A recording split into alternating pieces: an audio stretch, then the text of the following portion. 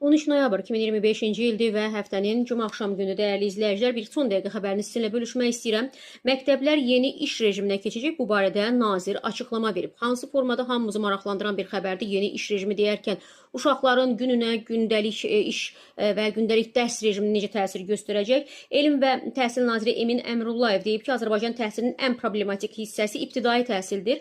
Yəni, ibtidai təhsili düzəltmədən orta, tam orta, peşə və ya ali təhsili düzəltmək olmur. Çünki fundamentsiz ev tikmək olmur. Ona görə də deyir, təxminən 40-50% uşaq artıq ibtidai təhsildən sonra təhsilini davam etdirməkdə çətinlik çəkir. Ona görə də ibtidai təhsilin içinə girib onu düzəltmək lazımdır, deyib Emin Əmrullayev. Hansı formada? Bax, deyib, sertifikatlaşdırmaya yanaşmamız budur ki, müəllimlik, saat hesabı, yarım ştat, hərdən bir məktəbə gəlib dərs demək işindən daimi iş rejiminə keçsin.